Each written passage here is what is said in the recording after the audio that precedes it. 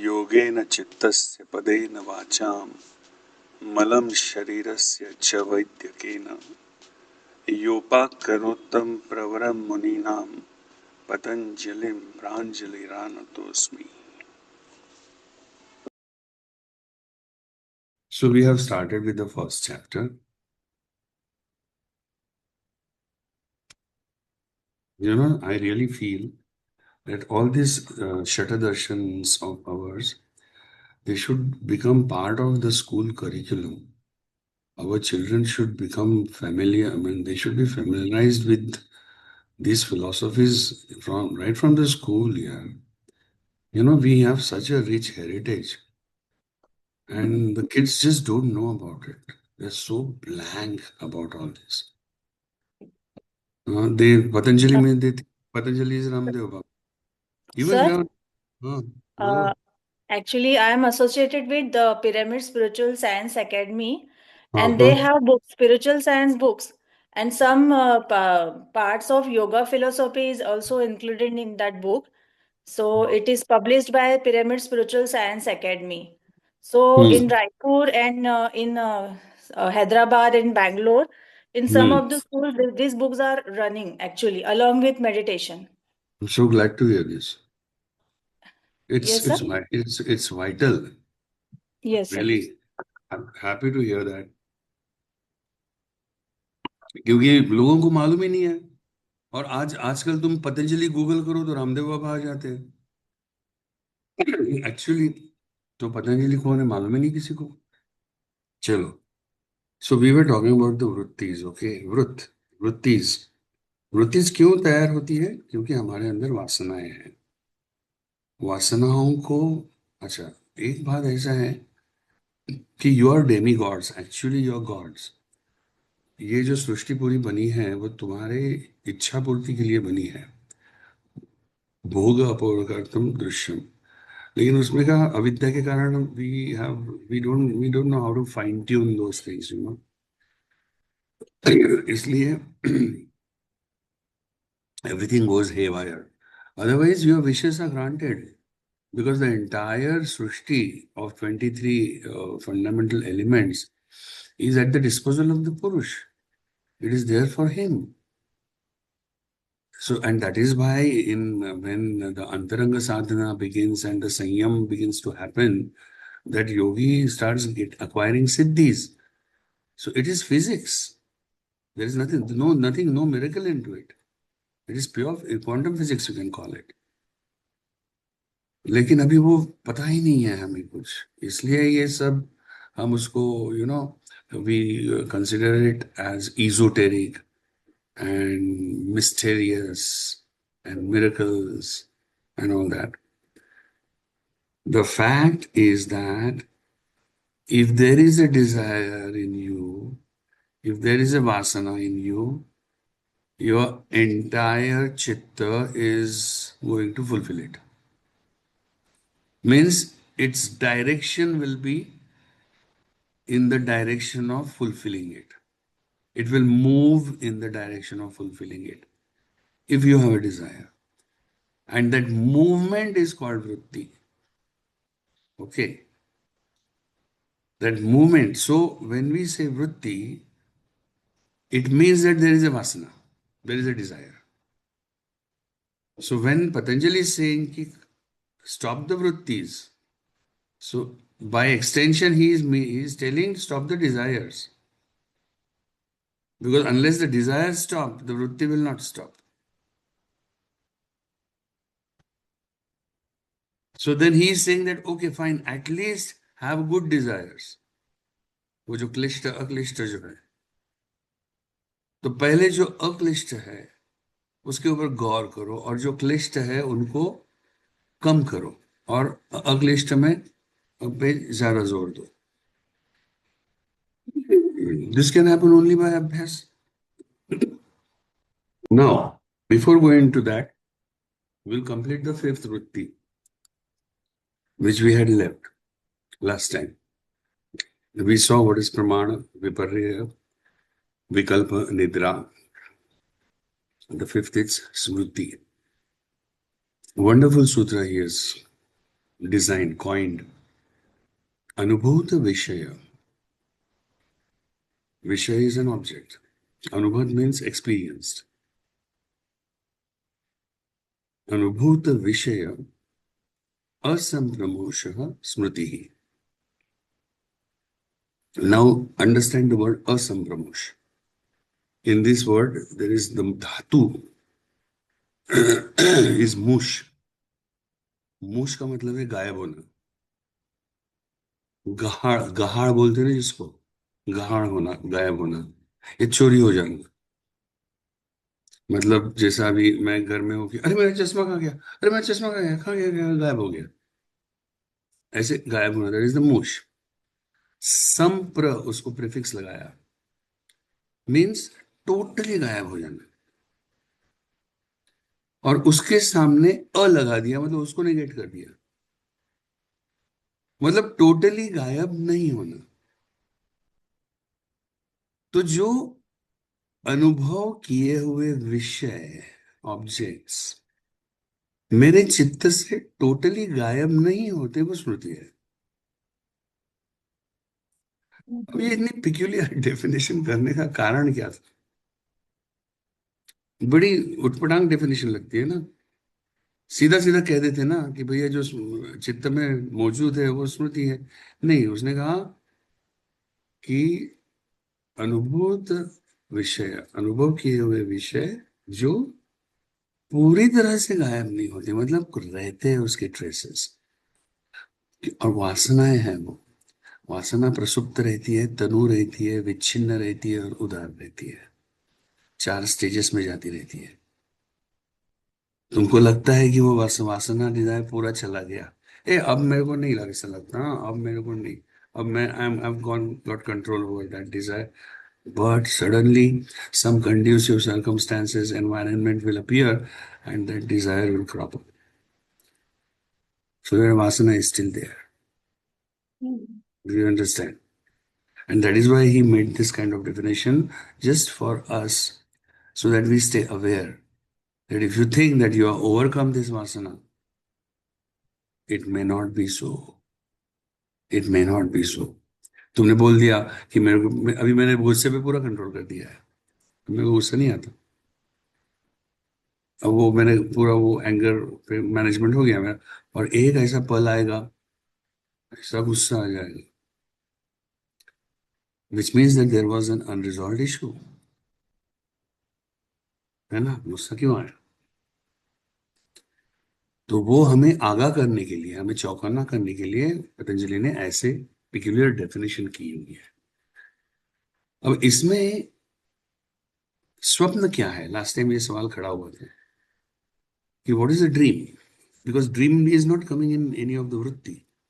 सो dream falls under memory, लेकिन उसमें भावित स्मर्तव्य और अभावित स्मर्तव्य, ऐसे 2 डिस्टिंक्शंस हैं. मतलब स्मृति के, मेमोरी के 2 डिस्टिंक्शंस हैं. अभावित स्मर्तव्य मतलब जैसे है वैसे याद करना, और भावित स्मर्तव्य मतलब जो है उसको तोड़ मरोड़ के याद करना. See, you are not going to see anything in your dream which you have not experienced in your life. But the point is that they will connect in an absolutely haphazard and random way. Now, you have seen yourself in the mirror, you know your image, and you also seen an eagle fly. So, that flight of the eagle will get connected, that memory of the eagle flying will get connected with the memory of your body and form and shape, and you will begin to fly in dream.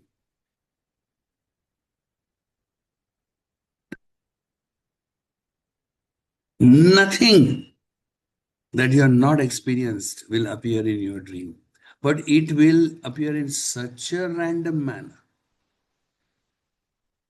absolutely crazy manner. Now, why does this happen? ये भावित स्मर्तव्य जो है, भावित means desired, wished. Wished, भावित means wished. I mean, why would you wish such things, such ridiculous, scary? Why would you wish nightmares? भावित कहाँ है? Why would you wish? It is not in your hands. That persona, that swapna, the dreamer is guided by the texture of your kleshas. Your kleshas are vibrating in your chitta. There's always a turmoil, an upheaval, a turbulence there in your chitta. What kleshas are, we are going to see in the next module. लेकिन वो 5 क्लेश है, अविद्या, अस्मिता, राग, द्वेष, अभिनिवेश, और उनका टर्बुलेंस कंटिन्यूअस तुम्हारे चित्त में शुरू होता है, शुरू रहता है. And dreams are like a safety valve. जैसे कुकर का सीटी रहता है ना, अंदर में प्रेशर बढ़ गया कि वो सीटी उड़ जाती है और भाप बाहर निकलने लगती है. So it's a release valve. So your dreams are like that, कि अंदर में वो प्रेशर ज्यादा बिल्ड हो गया कि वो ड्रीम की सीटी बजने लगेगी, वो चालू हो जाएगा ड्रीम का पिक्चर. लेकिन तुम्हें को ये कुछ मालूम नहीं है, because all this is happening at your unconscious level.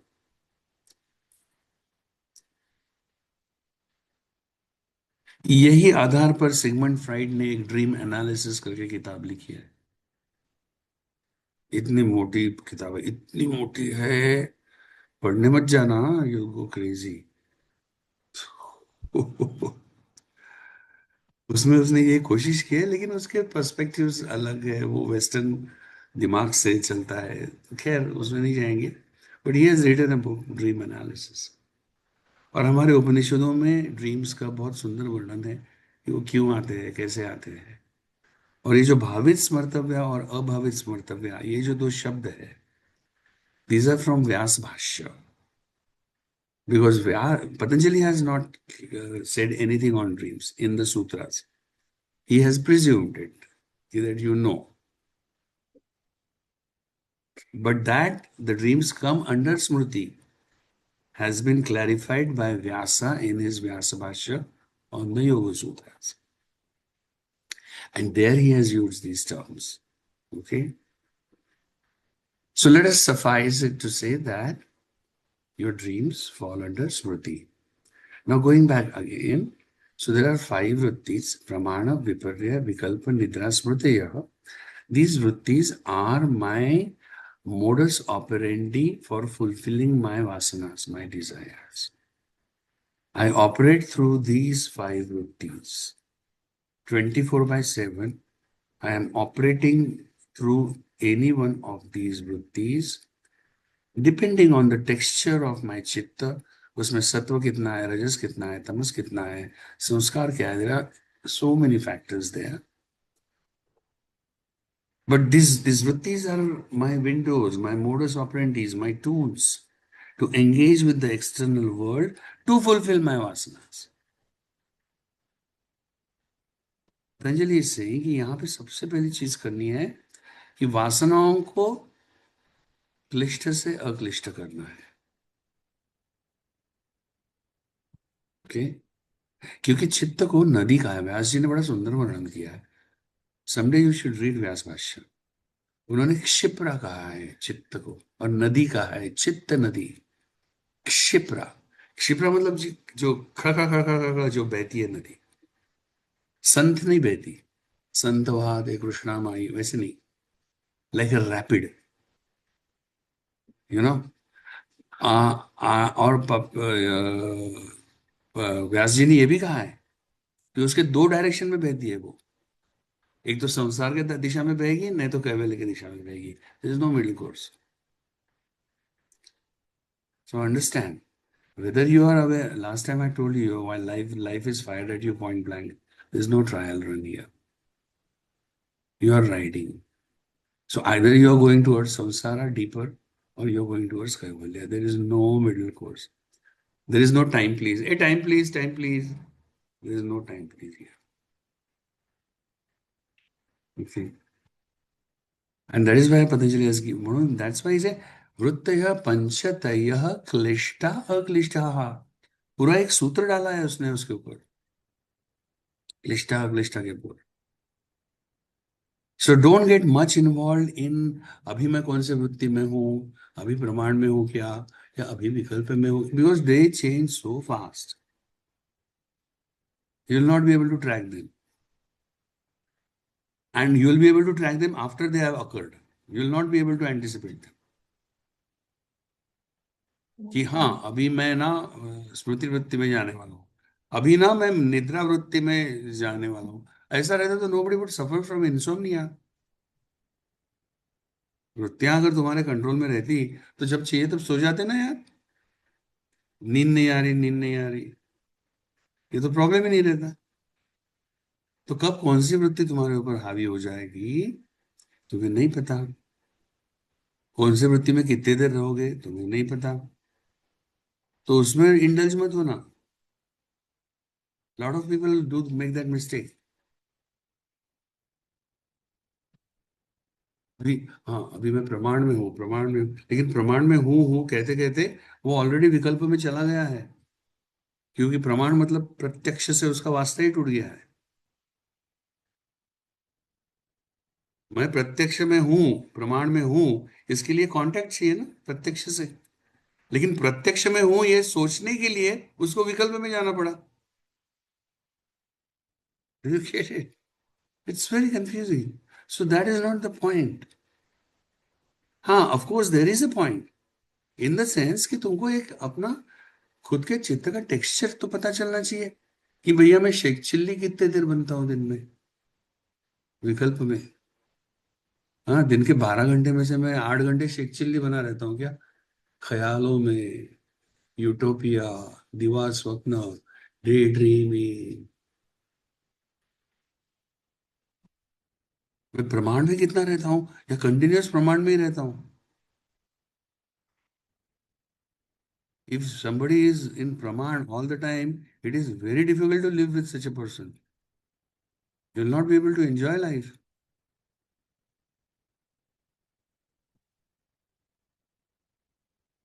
So let the focus be on क्लिष्ट अक्लिष्ट। ठीक है, तो ये होगी वृत्तियां। उसके एक्सक्यूज मी बाद में, सर, हाँ आई हैव बोलो अ डाउट। सर, बोलो। प्रमाण में है ऐसा बोलने वाले लोग ऐसे होते हैं कि मुझे उसका मुझे उसको एक्सप्लेन करो, मुझे उसका जवाब दो, या फिर मुझे साबित करो, ऐसे वाले होते हैं क्या? मतलब ऐसा होता है क्या उनका नेचर? प्रमाण दो मतलब just prove me. Sir actually उससे ज्यादा क्लियर हो जाएगा। हाँ अगर देखो नहीं ऐसा नहीं है वो सारी का। अगर हाँ। समझो फॉर एग्जाम्पल मैं तुमसे किसी चीज की का प्रमाण मांग रहा हूं, हम्म, ओके। सारिका मुझे अभी इस चीज का प्रमाण चाहिए, बोलो बताओ मेरे को। ये मैं बोल हाँ। दिया, ठीक है। लेकिन इसके पीछे मेरी एक स्मृति है, ओके। वो डीप स्मृति में मुझे मालूम है कि सारिका को इसका प्रमाण नहीं मालूम। अब देखो कैसी मजा आएगा इसका। यू सी, अच्छा। So you don't know what is going on the other persons mind, और ही कुड बी इन विकल्प, ही कुड बी इन विपर्य। वो तुम्हें प्रमाण मांग रहा है लेकिन उसको खुद को मालूम नहीं प्रमाण क्या है, या उसको गलत प्रमाण मालूम है, तो विपर्य में सोच रहा है। इसलिए विभूतिवाद में आगे जाके एक सूत्र है पतंजलि का कि तुम प्रत्ययस्य परचित्त ज्ञानम, हाँ ऐसा एक सूत्र है बड़ा इंटरेस्ट, इस ये टॉपिक पे है। प्रत्ययस्य परचित्त ज्ञानम मतलब वो संयम की मुझे जब ताकत आ जाएगी तो तुम्हें तुम्हारे सिर्फ पास में रहकर तुम्हारा जो प्रत्यय मेरे चित्त में गिरेगा, तो उससे मुझे तुम्हारे चित्त का ज्ञान हो जाएगा कि तुम्हारे चित्त में इस वक्त क्या चल रहा है, ये इसका ज्ञान मुझे हो जाएगा। न च तत्सालंबनम तस्य अविषयी भूतत्वात्, ये इमीडिएटली दूसरा सूत्र पतंजलि ने बताया। लेकिन वो तुम्हारे चित्त की जो कंडीशन है वो क्यों उभरी है उसका ज्ञान मुझे नहीं होगा, क्योंकि वो मेरे संयम का विषय नहीं हो सकता। You understand? Yes sir. हाँ तो इसलिए वो प्रमाण मांग रहा है तुमको एक व्यक्ति, इसका मतलब ये नहीं है कतई कि वो प्रमाण वृत्ति में है, क्योंकि वो प्रमाण मांगने के पीछे उसकी कौन सी वृत्ति है ये हमें नहीं मालूम, है ना। और वैसे भी, हाँ, और वैसे भी जो वृत्तियां हैं वो हमारे मानसिक लेवल पे हो रही है। मुंह से जो वाणी शब्द जो निकल रहे हैं वो तो मात्र एक्सप्रेशन है। वृत्ति अलग हो सकती है, मुंह से कुछ और निकल सकता है ना। ये भी तो जरूरी नहीं है कि जो वृत्ति मन में है वही मेरे मुंह से निकले, तो वो तो मैं विपर्य में जाऊंगा फिर। So it is very very difficult to trace, and that is why again we come back to this क्लिष्ट अक्लिष्ट। ठीक है, मेरे लिए भैया, Yes. तू तेरा जान मैं मेरा जान, समझे ना। तेरी कौन सी वृत्ति चल रही है भैया, मैं जजमेंट, हम जजमेंटल हो जाते हैं, हम लोगों को ज्ञान देना बड़ा अच्छा लगता है। अरे तू ऐसा कर, अरे बाबा नहीं नहीं नहीं, this is wrong, blah blah blah blah blah blah blah, so nice you know, but we don't analyse ourselves. Patanjali कह रहे हैं कि भैया तू तेरे को एनालाइज कर यार, शेख अपनी देख, है ना। तो वो तय फिर वो पतंजलि कहते हैं कि अब अभ्यास वैराग्याभ्याम तन निरोध, तो ये वृत्तियों का जो निरोध होगा वो अभ्यास और वैराग्य से होगा। तो निरोध मतलब निशेष रोध, मतलब टोटल। तो वो तो निरोध मतलब एकदम निर्विकल्प समाधि का निरोध है, जो पहली डेफिनेशन है, योगस्य चित्तवृत्ति निरोध। तो निरोध मतलब निर्विकल्प। तो वहां जाने का तो अपने को टाइम है बहुत। तो उसके पहले अब फिर उसके पहले अपने को शुरुआत क्या करनी है कि क्लिष्ट वृत्तियों को कम करना है, अक्लिष्ट वृत्तियों को बढ़ाना है। जो संसार में और डीप घुसा रही है उनको कम करना है, और जो हमें लिबरेट कर रही है, ट्रांसेंड कर रही है, उनको हमें बढ़ाना है। अभ्यास इसी चीज का करना है। किस चीज का अभ्यास करना है योग में, ये तो कह दिया उन्होंने कि अभ्यास और वैराग्य से तुम ये निरोध पाओगे। तो पहले पूरा निरोध नहीं होगा, पहले सिर्फ रोध होगा। किस चीज का रोध होगा, क्लिष्ट का रोध होगा। और अक्लिष्ट का रोध नहीं होगा। अक्लिष्ट हम जानबूझ के बढ़ाएंगे ताकि मेरा जो मानसिक डिम्यूनर है वो पॉजिटिव रहे, ताकि मैं प्रसन्न रहूं। ये सब काम ना प्रसन्न चित्त ही कर पाता है। इसलिए आगे जाके पतंजलि ने चित्त परिक्रम के लिए इतने सारे उपाय बताए हैं। If you are in a turmoil, mental turmoil, you cannot transcend.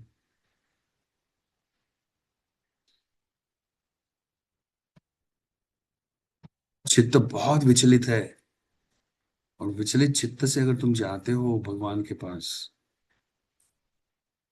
Then go.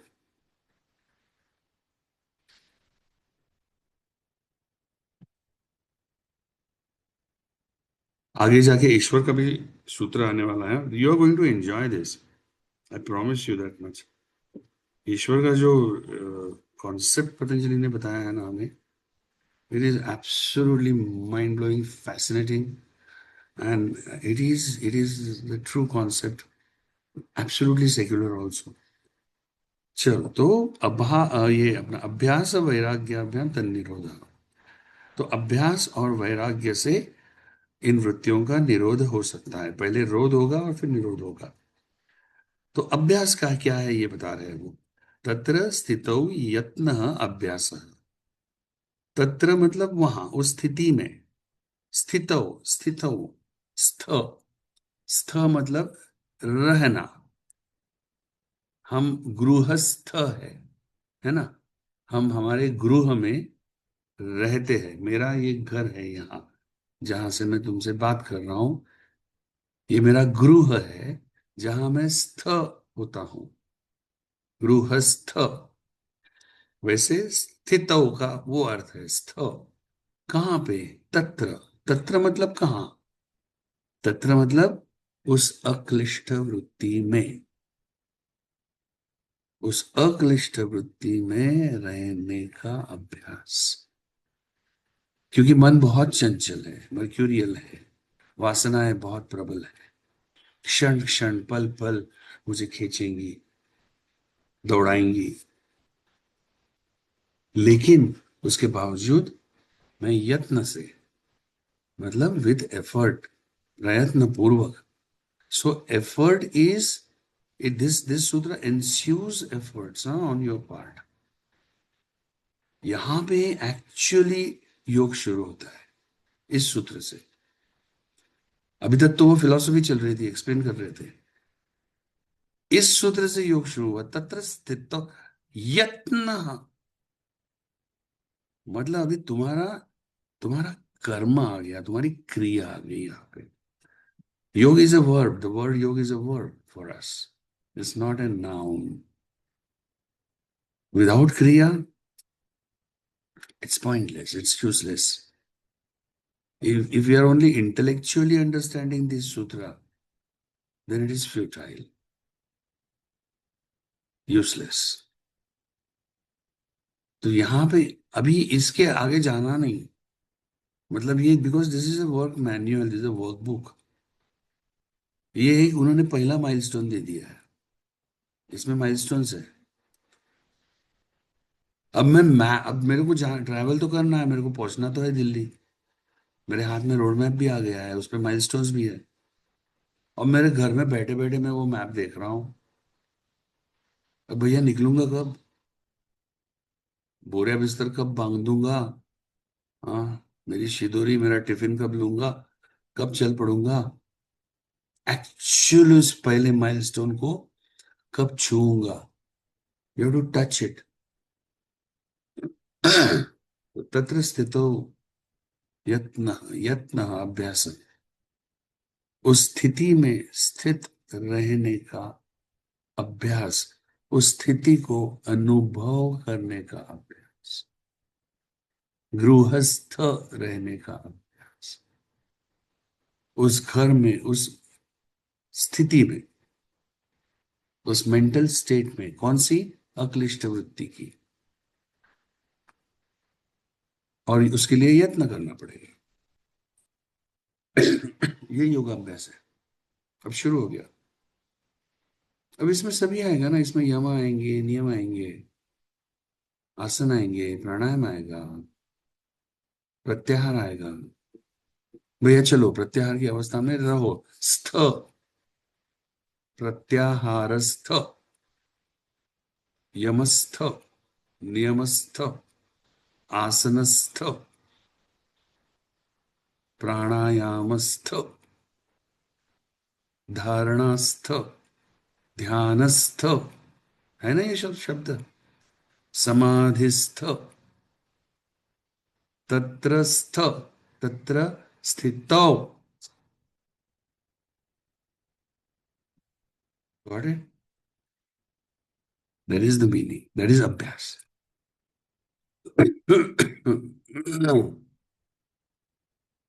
हम्म?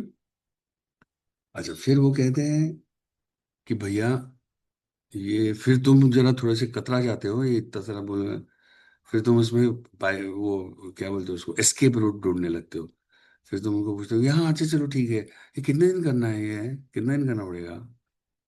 तो पतंजलि बोलते हैं कि दीर्घ काल। दीर्घ काल मतलब फिर भी तुम उसको ये पर्सपेक्टिव में डालने की कोशिश करने लगते हो। अच्छा दीर्घ काल मतलब हाँ 10 साल ना, तो वो बोलते हाँ तो वो 15, मतलब एक 12 साल ना, बोले सो दीर्घ काल इज आमरण। आमरण, जब तक मरण नहीं आता तब तक। Because this is a romance with life. अब रोमांस की कोई तिथि रहती है, कोई खत्म होने का डेट रहता है कि ओके हाँ रोमांस इस तारीख को खत्म? भैया रोमांस तो लाइफ लॉन्ग रहता है ना? तो दीर्घ काल, ये तो खुशी की बात है कि पतंजलि दीर्घ काल कह रहे हैं। You are in love with life, you are romancing with प्रकृति ऑल योर लाइफ। और क्या चाहिए तुम्हें? दीर्घ काल। निरंतर। निरंतर मतलब जिसमें और मुझ में कभी अंतर ना पड़े। मतलब मैं सुबह अगर योग साधक साधक हूँ, सुबह में सुबह में योग साधक हूँ, क्योंकि मैं स्टूडियो जाता हूँ ना, और वहां पे माहौल रहता है योग का। सो वहां जाके तो वो कुत्ते की जो दुम टेढ़ी रहती है, वो वहां गए क्लास को कि वो एक नली है वहां पे, वो नली में सीधी हो जाती है। और फिर वो क्लास खत्म हो गया, बाहर निकले, नली पीछे छुड़ गई, दुम वापस टेढ़ी हो गई। दैट इज नॉट निरंतर। वो सहवास निरंतर नहीं है। तो सुबह में मैं योग साधक हूँ, दोपहर को मैं कॉर्पोरेट वर्ल्ड में जाता हूँ, तो योग भी सब क्या क्या साधक योग, अभी यहाँ पे सब कट थ्रोट रैट रेस चालू है। तो टूट गया साथ। और फिर शाम को तो पबिंग जाना है। शाम को ऑफिस खत्म हो गया, सब लोग मिले, दारू शारू पियेंगे, ऐश करेंगे, पब में जाएंगे, फिर कल सुबह वापस योगा योगा योगा स्थल। तो ये this is not going to take us anywhere. तो इसलिए वो निरंतर word is equally important. So दीर्घ काल निरंतर सत्कारा सेवित। सत्कार मतलब आदर भाव से, रिस्पेक्टफुली। यमों का सेवन, योगांग अनुष्ठान। अनुष्ठान मतलब हमने देखा है, अनुष्ठान मतलब seven.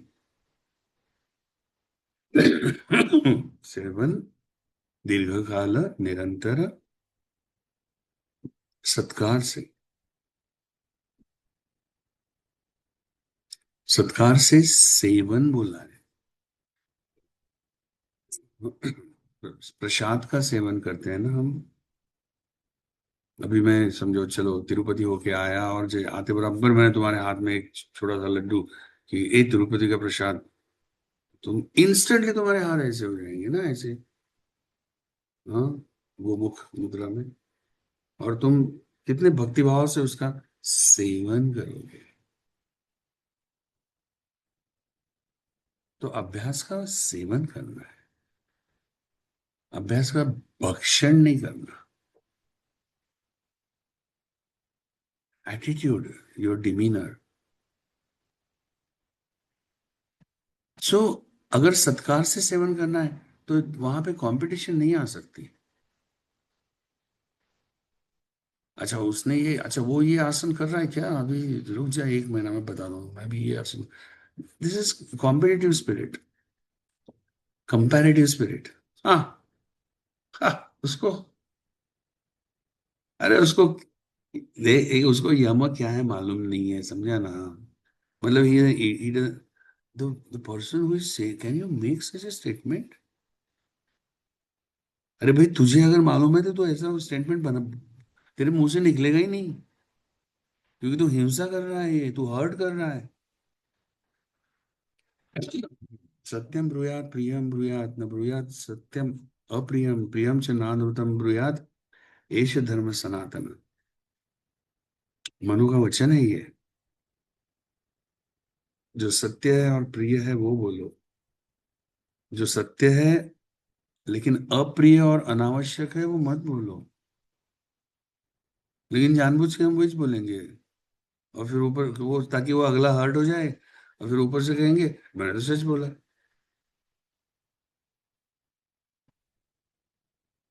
That is not following यम। और जो असत्य है लेकिन प्रिय है, वो तो बिल्कुल मत बोलो। वो तो हम पल पल बोलते हैं। सोशल मीडिया पे कोई फ्रेंड डालती है फोटो, और उस पर उसको रिस्पॉन्ड, वाओ गॉर्जियस वगैरह, एंड देन पर्सनली यूज नहीं कर, is looking such an idiot, उसको चॉइस ही नहीं है कुछ। दैट इज असत्य, तुम प्रिय बोल रहे हो, प्रिय करके बोल रहे हो। तो ये सब संकेत है। तो जब अभ्यास करोगे तो इन सब का तुम्हें भान ठेवना जरूरी है। या सगळ्याचं, कि कहीं सर, मैं कॉम्पिट हाँ एक्सक्यूज बोलो। सर, ऐसी स्थिति में मौन रहना ज्यादा ठीक रहेगा, मतलब जस्ट आस्किंग। जो एब्सोल्युटली असर, right, I totally agree with you. Yes, वाणी को हम वाणी को उपयोग वाणी को शांत रखेंगे ना। जरूरी थोड़ा ना है कि हमेशा बोलना ही चाहिए, विराम देंगे वाणी को, अच्छा रहेगा। तो हमें चौकन्ना रहना है कि कहीं मैं ये मेरे अभ्यास में, जो अभी मुझे दीर्घकाल करना है, निरंतर करना है, कहीं मैं इसमें कॉम्पिटिटिव तो नहीं हो रहा हूँ, कहीं मैं कंपैरेटिव तो नहीं हो रहा हूँ, कहीं मैं एग्जिबिशनिस्ट तो नहीं हो रहा हूँ, कहीं मैं शो ऑफ तो नहीं करने लगा हूँ। तो फिर वो सत्कार से सेव सत्कार में विनम्रता है, सत्कार में हम्बलनेस है, ह्यूमिलिटी है, सत्कार में ये एहसास है कि मैं कुछ नहीं हूं।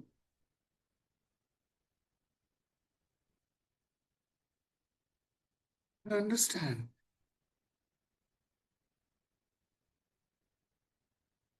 दैट इज सत्कार।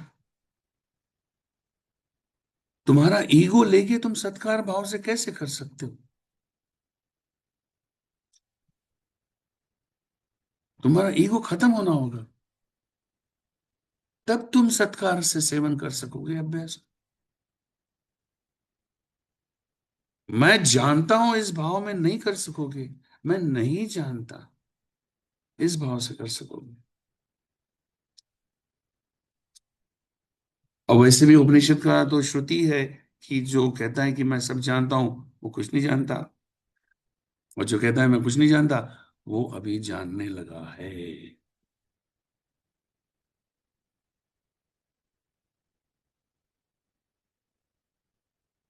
सो this is what he has to say about abhyas. And then he comes up with the sutras of vairagya. ये भी हमें बहुत अच्छे से समझना जरूरी है।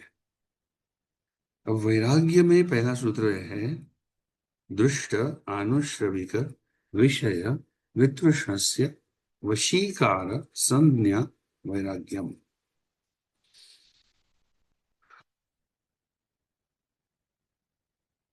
मेरे ख्याल से ना हम लोग यहाँ रुकेंगे। I don't want you to get overloaded, क्योंकि ये जो पहले का वैराग्य we will discuss next time, क्योंकि ये मटेरियल काफी है तुम्हें अभ्यास करने के लिए, चिंतन मनन।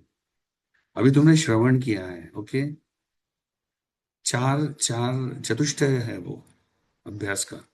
अभी तुमने श्रवण किया है, अभी इसके ऊपर मनन करो। मनन मतलब उसको एनालाइज करो, उसको डायग्नोज करो, उसको सिंथेसाइज करो, उसका प्रोग्नोसिस बनाओ, पूरा पूरा माइंड अप्लाई करो। तुम्हारी जिंदगी में तुम इसे कैसे उतार पाओगे, क्योंकि क्रिया है। सूत्र नंबर 1 से शुरू करो, फिर से अभ्यास करो, और यहां तक आओ, अभ्यास तक। अथ योगानुशासनम से शुरू करो, यहां तक आओ। तो उसके ऊपर तुमने अभी श्रवण किया है, उसके ऊपर मनन करो। मनन करने से तुम्हारे कोई टेनेट्स पक्के हो जाएंगे, क्लैरिटी आएगी कि हाँ चलो, इतना इतने चीज की क्लैरिटी आ गई। जिस पार्ट की क्लैरिटी आएगी, उसको बारंबार चित्त में लाओ, बारंबार रिकॉल करो, as if to mug it up, as if create a memory out of it. That is चिंतन। बार बार उसे चित्त में लाना ताकि उसकी मेमोरी बन जाए, ये चिंतन हो गया। और स्ट्रांग मेमोरी बन जाए ताकि वो फिर दोबारा याद करने की जरूरत भी ना पड़े, इतना वो मेरा याद हो जाए। तो वो चिंतन का पार्ट है। और जब याद हो जाए, जब चिंतन हो जाए, उसके बाद में निधि ध्यासन आता है। तो निधि ध्यासन मतलब फिर उस पर ध्यान करना। फिर मेडिटेट करो उसके ऊपर। तो पहले श्रवण होगा, फिर मनन होगा, फिर चिंतन होगा, और चिंतन तुम्हें ही करना पड़ेगा। मैंने किया हुआ चिंतन तुम्हारे काम नहीं आएगा। चिंतन से तुम्हारे जो कॉन्सेप्ट्स है, जो प्रिसेप्ट्स है, वो इररिफ्यूटेबल हो जाएंगे, रिफ्यूट नहीं होंगे। और फिर तुम बिल्कुल बिंदास, बिना झिझक उन्हें लेकर उनके ऊपर ध्यान कर पाओगे। ये प्रक्रिया है।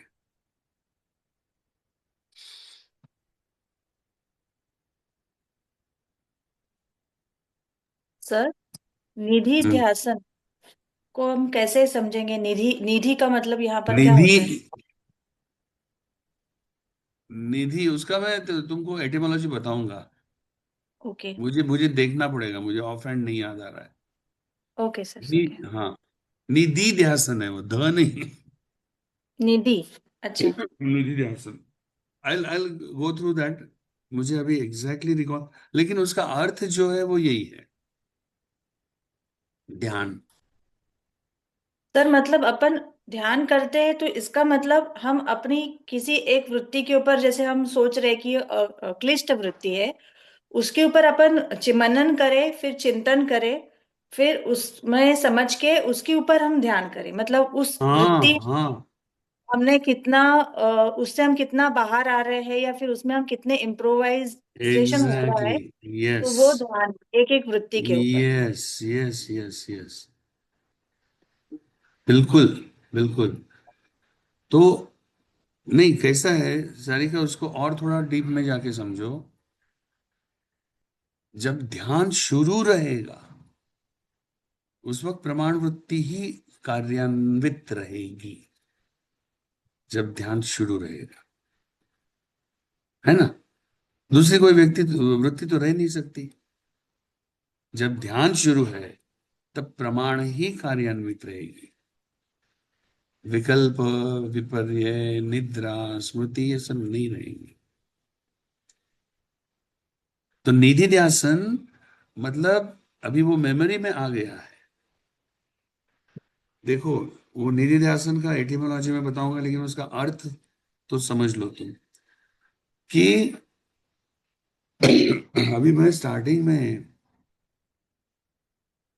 मेरे गुरु ने मुझे एक ऑब्जेक्ट दे दिया कि चल इसके ऊपर ध्यान कर। तो इनिशियली ना मुझे वो रिकॉल करना पड़ता है। मैं बैठ गया ध्यान को, अच्छा गुरुजी ने क्या कहा, अच्छा ये कहा, फिर मैं उसको कॉन्सेप्चुअलाइज करता हूँ।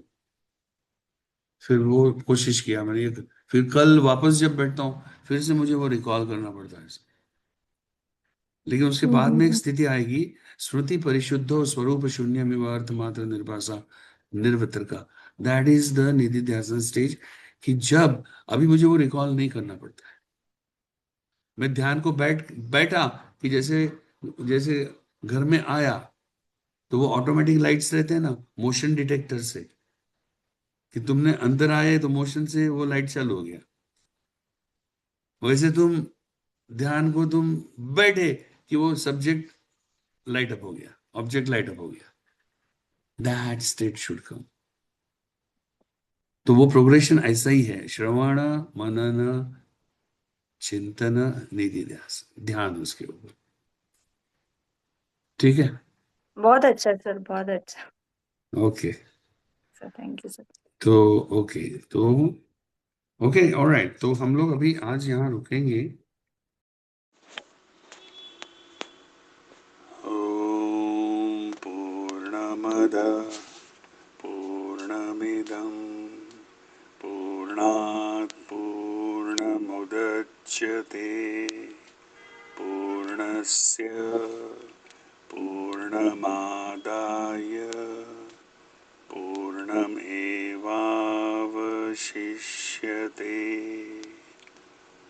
ओम शांति शांति शांति।